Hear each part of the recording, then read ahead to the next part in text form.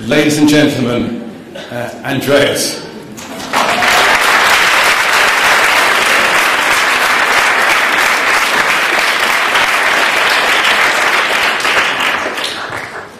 Thanks so much. I mean, it feels like I can just sit down now because this was beautiful, and thanks so much, Andy. And also thanks so much because it does feel like a bit of a party now. It does feel like, the kind of, my own wedding to myself, and hugging you. That's great. It's actually, I'm really, really touched. Thanks so much for coming. And also, I just want to somehow thank the various homes that have been for me around. It's home, which is Westminster. It's home, which is critical theory and this kind of, as it were, radical theory. There's home, which is family, and all these homes have this particular thing that can let me go away, like fly away. A home for me is a place you can feel safe enough to then remove yourself from it. And somehow, it's not that I'm leaving Westminster, I'm not saying that. But it's this power to do things. And I think all these homes have enabled me, given me the time to do and think, and I'm really deeply grateful for this. So today, I'm going to bore you a bit with something that I thought was a really simple title, and because in theory this is supposed to be a public lecture, so people should read the title and say, oh yes, I want to learn something about this. And apparently I was told that these, at least 2 unknown words in this. And somebody actually also pointed out that I'm making it even harder to understand because I'm missing out letters in one of them. I'm not going to tell you which one. I just want to say something about just one word from the title. You got it? You got the missing letter? I just want to say something about this and, connecting the two, because I do like this and. The title, Professor of Law and Theory, was a very strange title, and I had to not fight exactly, but convince people about the merits of such a title. It's not legal theory, no, it's law and theory. In the end, it's this idea of combining things, collapsing things, crossing disciplines. So what I'm going to do a little bit today is roughly talk to you about the possibility of the material term, as it were. What happens when law abandons its text and becomes a body, becomes space, becomes distance, becomes matter. But I want to do that. I think I want to do this. But really, I think what I really want to do is just ask this question, whether there is an outside. Not in the sense of extraterrestrials, although that could be it. But it really is. I'm thinking about this possibility of inside and outside, whether we can still talk about the outside as a concept, whether the outside is located inside, and what happens with this outside. So essentially the concept of discipline and the idea of sort of crossing the discipline, right, and going outside the discipline, as well as the concept of the human and moving outside the human and trying to understand what is outside the human, what is post-human. They are my terrain, but really my itch is somewhere else, as you will see. Let's go in. Law begins with this bizarre moment of self-enclosure. If you speak to most traditional lawyers, I think they will find it very hard to talk about anything else but law. I mean, if I may share an anecdote with you, we had these neighbors who were both lawyers, and their argument was all in terms of articles. They were shouting at each other and were saying, yeah, but article this, and then article that, and this law and that law. And it's quite extraordinary how law has entered there. I mean, we could really hear them. They were very loud lawyers. And it's all about this bizarre closure where lawyers can only talk about law, but it's not just about lawyers. It's actually about the whole discipline of the law and how it has yet to catch up with all sorts of things. But what we have discovered is there's a lot of incoming theories and modes of thinking that have destabilized the law. So this comes from feminist theory, where in the radical discussion, as it were, Hélène Cixous and Catherine Clément talk about precisely this movement, this shutting out of his system's space. She's the repressed that ensures the system's function. So everything that is not law is kind of pushed outside the law as a way in which the law can carry on doing whatever it is expected of the law to do. And we needed somehow radical theories such as feminism or geographical understandings of, or the linguistic turn, in order to really get it. So what we have now is this concept of discipline. But where is this concept of discipline? What is the law as a discipline? What are disciplines? And disciplines is a very strange thing because it kind of refers, I mean, Foucault has talked about the discipline not as the thing, the object, but the tool or the process through which the thing is defined. So the thing doesn't exist in a way, if I may say. It's all about the wound that is inflicted upon this man. This is the man of wounds, of course, and it's all about the various wounds he can get at war. So it's all these, the wounds of the battle that take place. And it somehow, if this is the discipline, if discipline is a wound, then you have to think about what about some other people who are considered to be a bit more systematic, and I have to mention Nicholas Luhmann here, who talks about the system. But then what is the system? Is it the body? Is it the thing that is surrounded by these tools? Or is it the wound?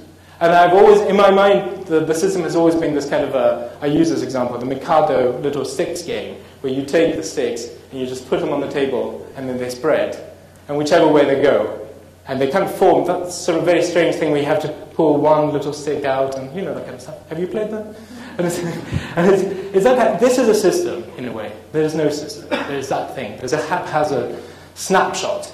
So if you say to a traditional lawyer, this is the law, then they say, no, of course it isn't. There's system, there's structure. But there may be system, but there's no systematic understanding of the system.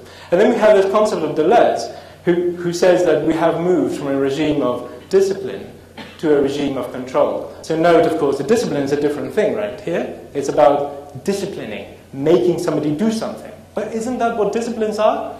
Isn't what we expected to do? Isn't what we expected to publish in legal journals? We expect to be read by lawyers. We expected to engage into that kind of dialogue. And some of us don't want to do that. I mean, we do that. Of course we do that. And it's important to do this. But at the same time, you know what? We want to publish elsewhere. We want to think about different things. We don't want to be punished for thinking outside, as it were. So this is kind of the first understanding of interdisciplinarity, if I may. The concept of interdisciplinarity is not quite across, but is to look deeper into you. And to try to understand what is outside, when the law, for example, comes into contact with psychology or sociology or geography, tries to understand through its own tools what the other thing is. Puts it in, swallows it, munches it a bit. And this is what the first, and this definition is going to change during the lecture, but this is somehow the first concept of interdisciplinarity, but as well as a crisis. Interdisciplinarity is the moment where the crisis is being ordered. We're facing the crisis of humanities, the crisis of universities, boundaries collapse, universities are now treated as institutions. So there's this thing, we have this research assessment exercise or research action framework, which is all about where do you belong? What is it that you do for your discipline? So what is it that we do for a discipline? We discipline it. This is Athena disciplining this bad boy. Actually, it is. It's kind of it's this moment of I mean, okay, perhaps I'm warped, but I read colonization here. You have this beautiful woman, beautifully accessorized, getting at this guy and sort of pulling him in and doing all that. There's this moment where there's this perfect rationality moving onto something. But there's something more in this picture. I mean, I'm sure some of you know this picture. And this more is precisely this understanding that the human and the object of discipline is not what we used to think that the human is, that the human has changed. The idea of a human as a human effigy, of rationality, of clear thinking, of an understanding of the world, of enlightenment in a way, has changed. We're not growing necessarily legs, this kind of forelegs, I mean, but we actually do, or in fact we've always been. And this is exactly this moment of colonization where the colonized has always been considered to be part of the landscape. Just nature, nothing else. So the terra nullius, the idea of the land without anyone, this was the moment where the human has already begun its descent, if you want to call it, onto the land, into nature. He has become wild. But at the same time, we needed, they needed this kind of distinction. But now we're seeing that this, the poor native, whether it's a man of wounds or the centaur here, is the big challenge, is to understand how, and this is the post-human, we can move beyond the human. But what is beyond the human? And how do we understand? How do I want to perceive myself as post-human? Not human, but half animal, or half technology, or half airwaves, or most of me iCloud? Do I want that? Or am I resisting this? And I think this is a moment of combat. It's a battle between symbols. We are brought to believe that we are whole, wonderful human beings.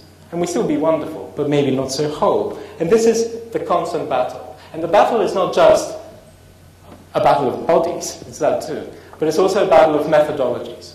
So somehow the post-human doesn't come lightly as a concept. It requires a very specific research methodology. It requires a change of an understanding of what it is that we are expected to do, the kind of tools that we use in order to find out what is that we want to find out. So it's not just human, it's not just questioning the idea of human, but it's also questioning the way that we call ourselves human. What are the tools that we use in order to call ourselves human? Why do we stick to these tools? Why do we still believe in the importance of the center? Why do we imagine the world as a kind of hierarchical place with a center and a periphery? Why do we imagine the world even as a unity, as a one thing that isn't broken into parts and doesn't really work?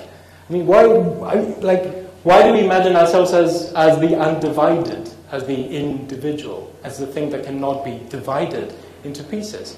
What is the problem with imagining ourselves as little pieces of mosaic put together and constructing some sort of mirror surface on which we try desperately to see ourselves?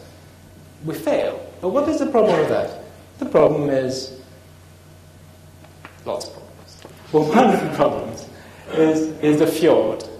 And the fjord is this great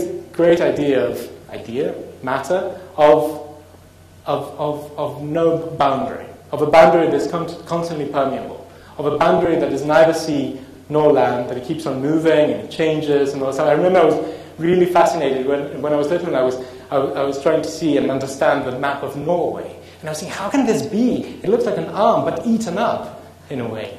And you see where the perversion begins when you were little.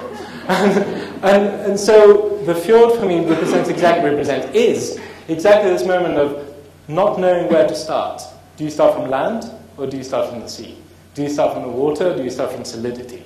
And why is this important? For me, it's important because I have decided that, first of all, I'm not interested in what I start with. So I'm getting rid of concepts of beginning and origin and all stuff. Very easy to say, of course, not easy to do.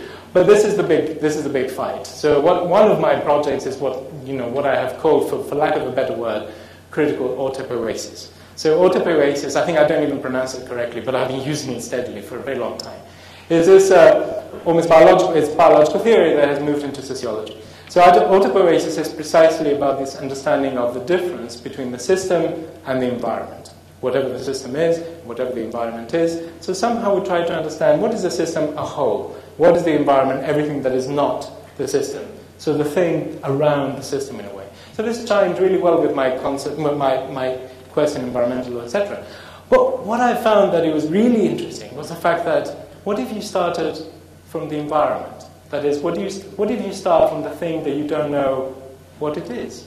That you have no idea, you're completely ignorant of what is outside the system. What happens if, while you're in the fjord, you don't begin from the land, but you begin from the water in a way, and that kind of liquid, bizarre thing. So what I think it happens is that, in terms of the law, but generally, because critical autopoiesis is not just about the law, is this demand for a radical re-articulation, a political re-articulation of what the law is. So for me, it seems increasingly not just necessary, but we pass the date now of understanding the law not just as a historicized, abstract, textual thing, but as an embodied, spatial, material thing, plural and multiple thing that keeps on changing. And there are ways, it's not such a hard battle, because lots of lawyers understand the law in that way. But there's a methodological battle, I think, to be fought. So what I'm trying to get out of this is this, essentially this wet dream of the law. And the wet dream of the law is justice.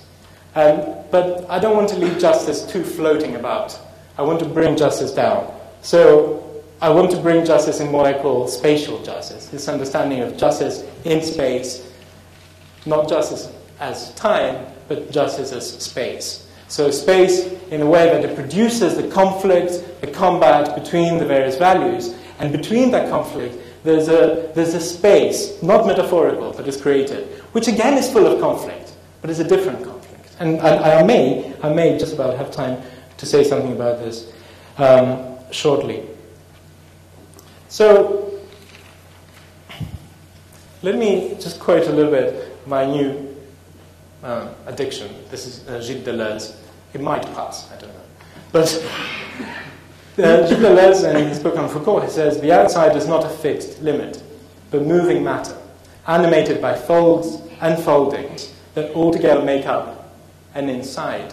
And I really like that because it somehow understands exactly the outside as this pulsating tissue and skin and bricks. This is not just about landscape as a text, but it actually understands the outside as pulse, which is animated precisely by these folds and foldings that make up an inside.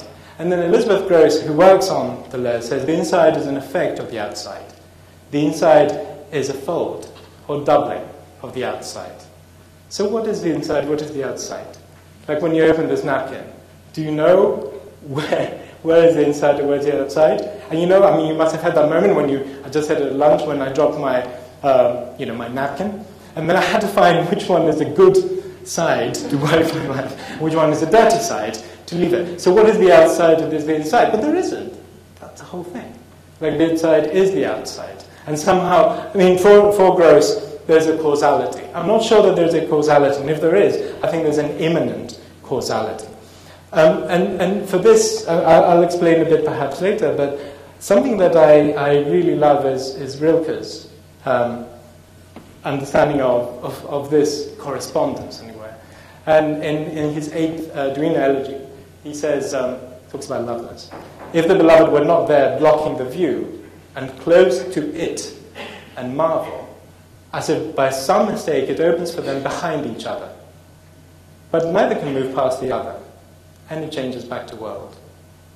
So is this idea of being in love and thinking, this is it, I can see this, it. It, for Rilke, is this the open, the open, enough, the open with a capital O. So when you have the other's face blocking the view, that's the moment you can actually see it. But then you can't, because something happens. What happens? Your lover is there. It's asking you to, what are we going to eat tonight, and what are we going to do today? And somehow this open gets filled with what Rilke calls the world. He doesn't like the world. I mean, he does, but not in this case. So, but I kind of disagree with that. I mean, disagree not with the first part, but the second part. I think there are moments or spaces in which one can move, not past the other, but deeper into the other, deeper into the outside, whatever this outside is, deeper into this crossing, and not allow this to change back into the world, but allow oneself to immerse oneself into it. So I have 3 formulations here. I already talked to you about Newman's understanding of the environment, which is kind of the outside, but then this outside is already inside, chewed up, understood as something proper. And then you have Goethe's understanding of the Oceanic Umgebung, which is, he's taking Macpherson's Scottish melancholy, and he starts talking about this space where fair maidens and dead heroes and all that stuff come together and fuse together in this kind of melancholy of the night. Very, very Goethe. And it's, I have to say that this is very alluring for me because it's all about this fusion of the dead and the undead. But then I bring myself down to what Deleuze has offered as a possibility of not exactly outside, but precisely this pulse. And this pulse for Deleuze is the milieu. And the milieu means the middle. It's it's a strange middle. It's a middle which is full of pulse again. It's full of speed, where things run. It's a corridor. It's a thing that doesn't stop anywhere and kind of keeps on moving. But what is amazing about this milieu is that it's right in the middle. It's an environment as well as a middle. So you dropped into that thing. So when you're doing law, you drop into the law. You keep on talking about the law. And that is the thing that keeps on moving you. And somehow this thing seems to be enclosing, engaging all the other things that is supposed to be the outside. But then there is no outside. This moment of the milieu is perhaps for me anyway the main moment of Deleuze speaking about the affect, the understanding of the affective that is between the bodies, between the spaces, between the matter. So the affective is this Spinozian concept essentially, well at least the way that Deleuze is using, which is all about connecting but almost somehow disconnecting. So there's distance and propinquity between various bodies. But this affect is in the milieu.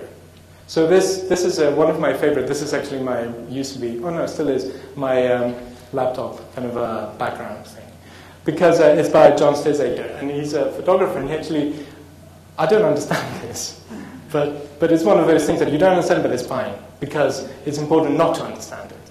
And there's this bit in the middle, which is the milieu, but it's full of something. Is it lake? Is it God? What is it? I mean, what is this monk looking at? But is he looking at, or is he looking somewhere else? Is this forward or is it backward? And for me, this is the moment of fusion, as it were, of the two. But then here we come to the paradox, because again, law, as I said, likes its closure. Perhaps even its closure is necessary to some extent. And then we can talk about the law as almost something like a big hug that doesn't allow its things to go away. And again, I'm going to use a Deleuzean concept for that. The law as a plane of immanence. They talk about this plane where everything somehow is included, all its folds and its speeds and its slownesses. They're all there, and they're all kind of, there's no outside from this plane of immanence. And this causality is precisely immanent. Everything that there's a cause and effect is already included. There's no transcendence, there's no God, So the law as a plane of immanence is that it still retains. Is it illusion? I don't know. Maybe it's just incapacity to think of anything, as it were, outside. Because at the same time, it's a very risky thing, though, to have all these. Like you say, it's whole, but what it means it's whole is that it carries with it, like traumas, it's miscarriages, it's problems, it's corruption, it's badly formed texts, it's wrong decisions. It carries these things with it. So the plane of immanence is not a happy playground. It's a deeply traumatizing affair where you have to carry this stuff with you at all times. But I mean, plane of immanence at the same time is, this is Moira Gayton's toxicology ethnologist working with Deleuze. She talks about the plane of immanence at the same time as a plane of experimentation, a mapping of extensive relations, that is a way that you connect with the outside, as it were, and intensive capacities that are mobile and dynamic, that is internal, affective capacities. And then Deleuze and Guattari in their book, Thousand Plateaus, the plane of immanence implies a sort of groping experimentation, and is lay out resource to measures that are not very respectable, rational, or reasonable. These measures belong to the order of dreams, pathological processes, esoteric experiences, drunkenness, and excess. What this got to do with law? Well, if anyone has been to the Critical Legal Conference, they will know. But there's something that I want to take out of this, and this is the idea of as it were, not internal, but somehow structured within this plane, which is somehow structured or assembled. I'm not doing that, it's doing it by itself. Multiple boundaries, replicated within, and always pushed further. There is an R, yes, it just says outside. Yeah.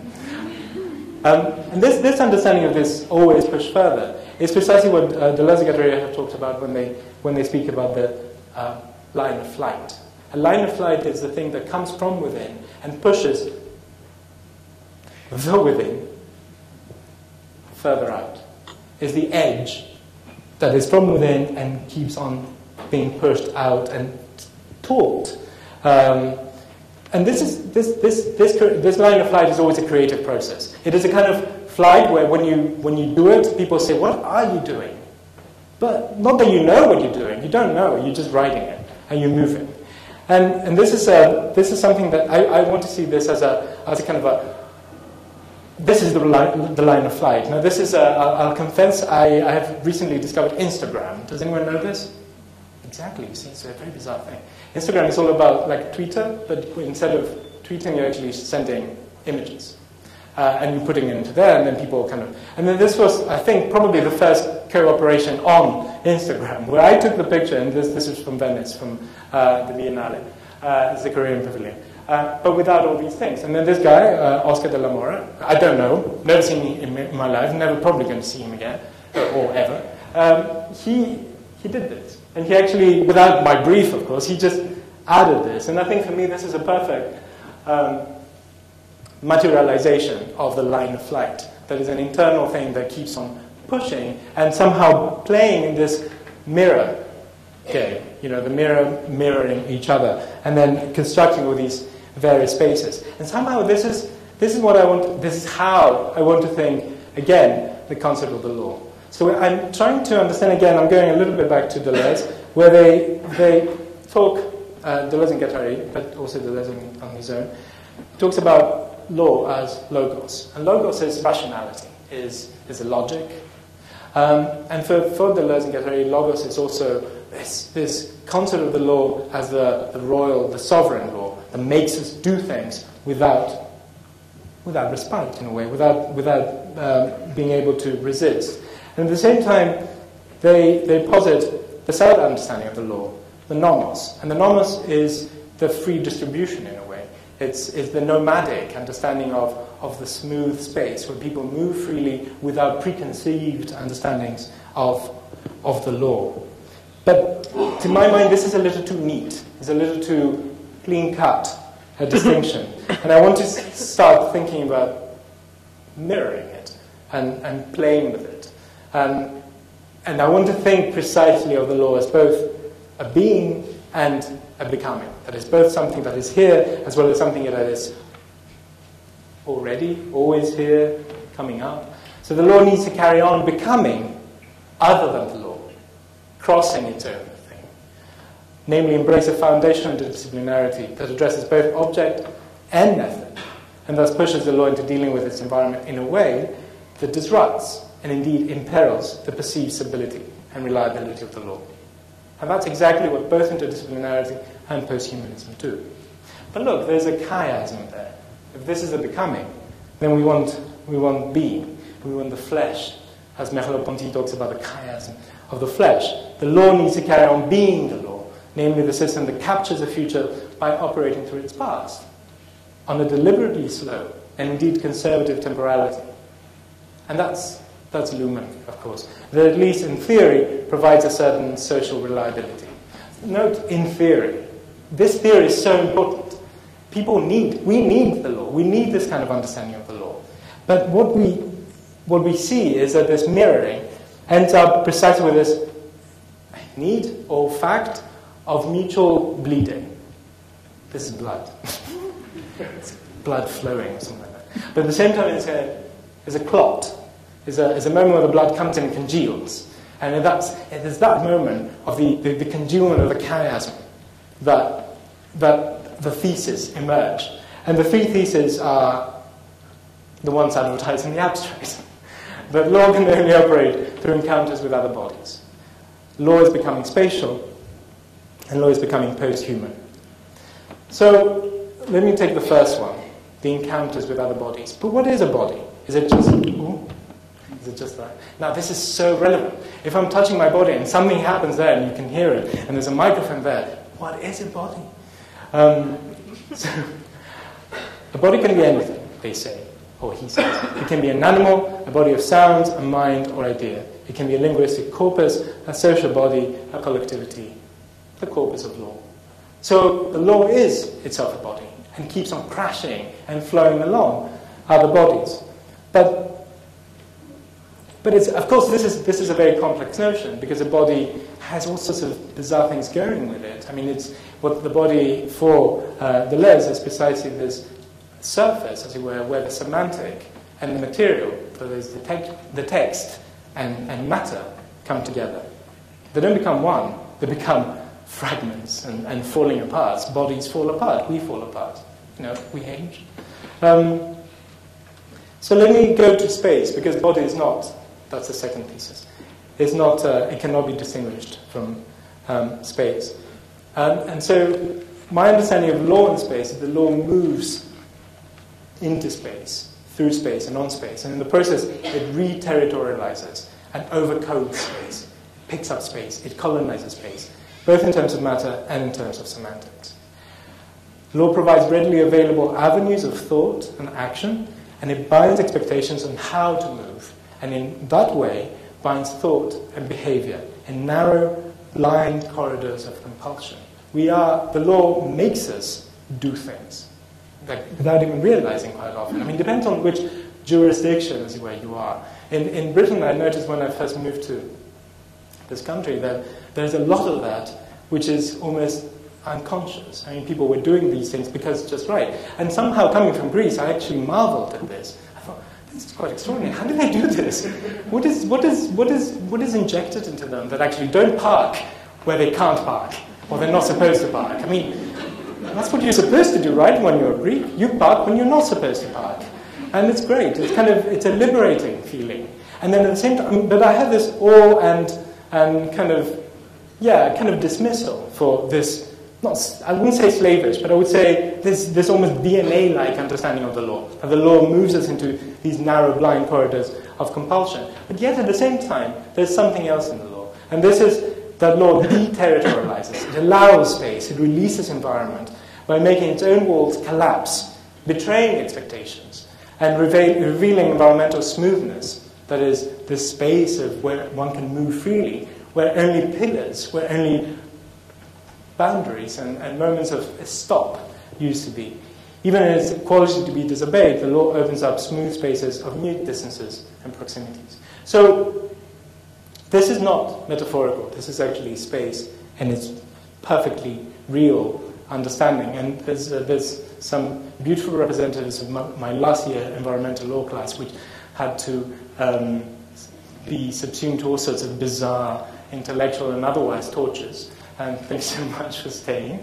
But what we did together was actually, well, not even together, I asked them to take a walk and go out and understand how space worked around them, but also understand their own bodies and the way the bodies moved around that space, and the space moved around the bodies, through the bodies. What is a city, essentially, and how do they place themselves in the city? And this is the moment where the post-human comes again to the stage, where the post-human is also a human body with a mobile phone, like somebody with a kind of a satellite iPhone thing, which you have to connect to that in order to know how to move. There's a cyclist, there's a woman walking her dog, there's a parking guard with a mysterious metallic stick, as Helen wrote, or even ourselves. Amanda consults her electronic map while walking, whereas Artemisia is suddenly aware of her false teeth and some artificial liquid in her knees. Hello, all of you. It's exactly this moment of intense revelation for me, that people realize that this is what's happening, that we are changing, that we are not, that this empty effigy is indeed an empty effigy of humanity. And Michael, who was actually doing some bizarre things in a park, and I didn't ask him to do that. He actually took a walk and he went to the park and he started sort of looking and shuffling and doing things and all that stuff. And then at some point he actually said that he felt like an animal. He felt like a prey hunted by a predator. And I think this is the moment where this is not even post-human. This is totally through and through human. But human has always been post-human. The human has always been, the beast has always been, as it were, the technology, etc. So when Deleuze and Guattari talk about this, which is one of my favorite quotes, we make no distinction between man and nature. The human essence of nature and the natural essence of man become one within nature in the form of production of industry.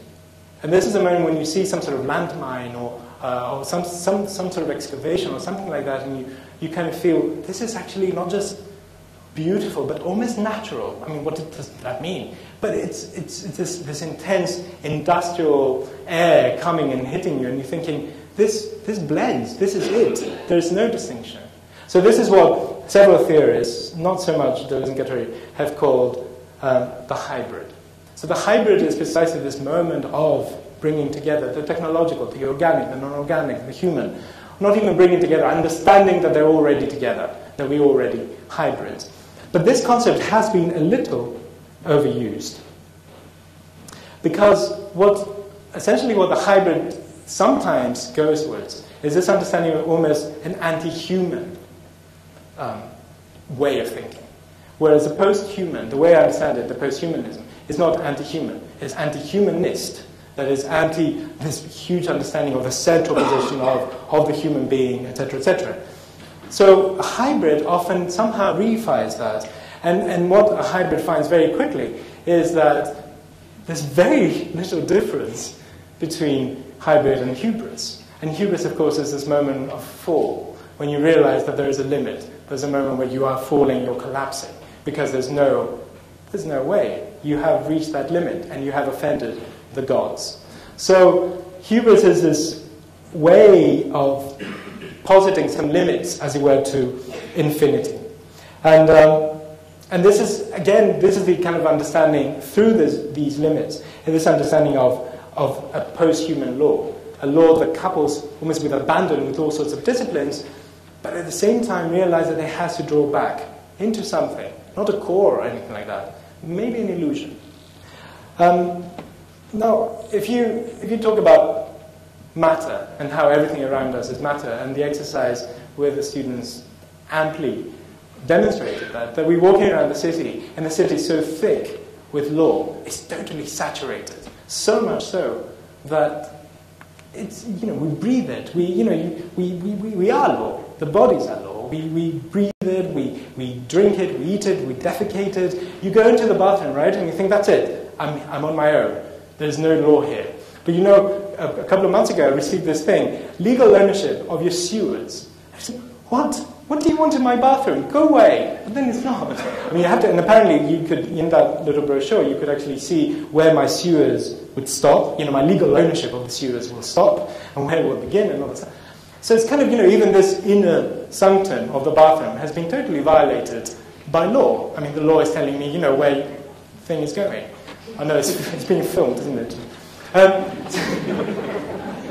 But it's quite fascinating to think about how law is always there. And this is what, not that prompted, but somehow confirmed my concept of what I've called, perhaps not so elegantly, the lawscape. And the lawscape is precisely this concept of the law and the space, or the city in that sense, together. Not as a confluence, but as one thing completely hybridized and together. But then what you realize with this lawscape is that if everything is law, then the law becomes invisible.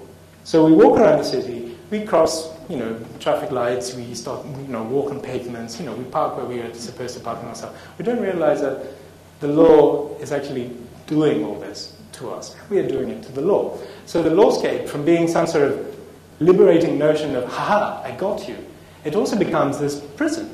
Like you are really trapped in this. It's not a very pleasant thought. So I hope you forget it very soon. Because the lawscape is something that somehow at times stops you from moving and doing things. And this is exactly what we see that is happening now. The material critique of the law has somehow discovered this amazing trophy. Law is matter. Law is not just text, but it's matter. But what does that mean? That law has always been matter. And law's understanding of matter is a majestic trick, in a way. The law is assuming the form of matter, the form of the body, the form of space, in order to control space and bodies and thoughts. So law controls through matter. And that is the moment where you realize that there really is no escape, that you are being consistently played upon by whatever this affective institution is that the law might be considered to be. And you're trying to understand, okay, what is my way out? What is my way? If the law is so clever that has understood it, if, as Luhmann has said, the legal system seeks to guarantee its autonomy, then it must include its negation of this very autonomy. Now replace autonomy with materiality. If the legal system seeks to guarantee the fact that it's still matter, that it does matter, then it must include the negation of this matter. It must present itself as text and nothing else, just text. And this is an exciting moment because we kind of found out something that has already been there and the law had already found much earlier. So there's a little thing that I might suggest, and this is unsurprisingly a return to the body, as it were. And the body, both in the sense of the embodiment as well as in the ethics that goes with the concept of embodiment, the practice of embodiment. So what the ethics of embodiment do is that it stops the law from possessing, from taking over, from controlling everything that the law can already control. This body is not a body that is organized. It's not an organism. This body is a flow. It's a thing that keeps on moving into, as I said, the mosaic, the little bits that sort of spread around and empty out. It's what, again, if you forgive me, Deleuze and Guattari talk about the body without organs. It's what remains when you take everything away. Now, the body without organs is not a body without organs. It's very annoying that this happens like this, but it's not a body without organs. It's a body with organs. But these organs are not placed in a way that it makes an organism. Not everything is in its place. So organs, as it were, move around. It just flows. So if you remove everything, what you have is a body of flows.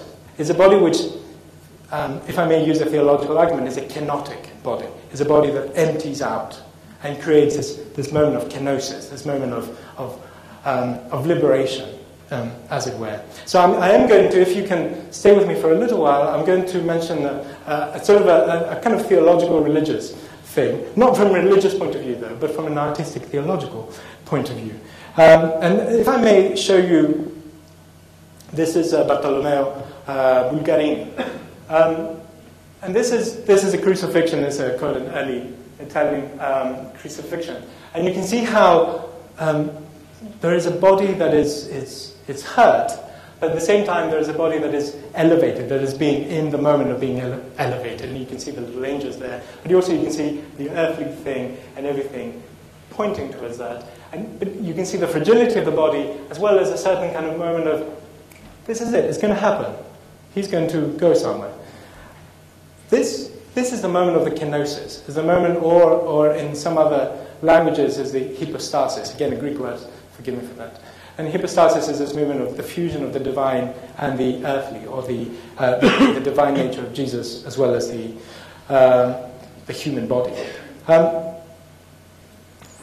Yes. In Veronese's understanding of the crucifixion, you can already see that the movement has already been performed. Christ is going further up. And there's a kind of lots of angels there. Come on, you're late. And it's kind of this thing of finally the body, the kenotic body, goes up. And it's quite interesting too that somehow the body of Christ in this one covers up the cross quite a lot. And I want to show you this last one by Tintoretto, where the body of Christ completely covers the cross. Now, what's my point? My point is that a cross is all about a symbol. The cross has been the big symbol of the organism, of the understanding of religion, of the understanding of a structure, of this is the way things should be. What the cross misses is the body. So if you see how the cross, we know from architecture that churches are all about crosses. If you see how precisely the cross is mirrored precisely on this map, and how St. Paul's is dying to have its symbol full. It doesn't want anything here, anywhere here. There's something wrong with it. The cross is cut. Why? Because it's filled with bodies. And these bodies are actually smelly bodies. And they're kind of bodies that flow around, and they have this kind of bizarre non-locus there. These bodies are, these are theological bodies in that sense. And I can't describe it how positively I'm salivating about the fact that the Occupy, whatever it was that it started with in London, actually managed to occupy the theological space of St. Paul's rather than Wall Street or something boring. Because this is exactly the moment where the conflict between religion and theology becomes clear, as well as the conflict between the bodies and whatever this thought might be. And it's very interesting because in the occupation, which apparently has been handed a legal notice only today to be evicted, but we see. It's all about space. It was wonderful talking to this woman, and she was saying, well, no, but it's not quite about space. We transcend space. And I'm smirking. Nothing transcends space. And then, you've got these people coming and saying, we came to join you with big things. And she says, but we have no space. And then, little by little, you discover how amazingly organized they are there. It's first of all, it's a beautiful, peaceful community. I have to say that there's so much peace around. But at the same time, it's an incredible organization. Every single moment, every single space, everything. Every movement is somehow, they have these colored pegs that says, you can move here or you cannot. It's quite extraordinary from a legal point of view, you see what I mean. But what I love about this is that finally the beast has entered the house. So this is a picture I took in Oslo on the day of the 13th September. Both wonderfully Greek words. Panikos, which is the moment where you panic, of course. But it's also the moment where the god Pan comes in and does something. Pan is this, of course, the centaur. You can see the fetish growing here. And economy, which is, of course, the house. And so Pan, the god Pan, has entered the house and is making a big mess out of it. So let me finish with this, with a couple of notes, as it were, on the project that I've always been carrying out, the spatial justice project, just I didn't know it. There's a very interesting distinction between justice and judgment. And again, justice is all about something between the bodies, whereas judgment is all about something that comes from above and strikes you dead or whatever, or blessed, whatever you want to call it. So Deleuze talks about there exists a justice that is opposed to all judgment, according to which bodies are marked by each other, and the debt is inscribed directly on the body, following the finite blocks that circulate in the territory. This justice, as opposed to all judgment, is this thing between the bodies and how each body hurts the other, carries on the debt, and somehow finishes off with the debt, though. It's not an infinite debt to God or whatever. It's between the bodies. And this is, for Deleuze, this is a moment of justice. And perhaps this is the difference between theology and religion. Religion is about the judgment, whereas theology might be about justice. But from this, I want to take this concept of spatial justice as being the thing between bodies. But it's not just that. It's actually a movement. And I've talked before, and I've been criticized for this, and I'm very happy always to receive criticism for this, because it makes me understand what on earth do I mean by that, by this understanding of Deleuze and Guattari have written about withdrawal, and they call it withdrawal freaks. And it's almost a passionate withdrawal. It's a violent withdrawal. You move away, you take your body away from the body of law. So your body, and the way that the body moves and withdraws from the body of law, is the only way in which perhaps some sort of understanding of spatial justice may emerge.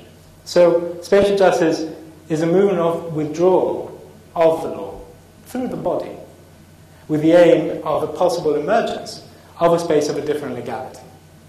The lawless legality of justice. Justice it's a very dangerous space. It's a space where you take risks. It's a space where different legalities come and come into serious conflict. It's not an easy space to be in. Justice is not something to come, but justice is potentially always here. In fact, probably very much here.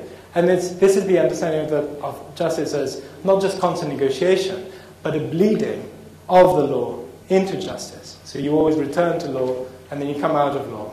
And then when you come out of law, when you come out of a legal lecture, or whatever that lecture was, you can actually see a little bit of that, right? I mean, you can see a bit of here and kind of feel a little bit of here. And, you know, maybe think that justice might be right here. Thank you.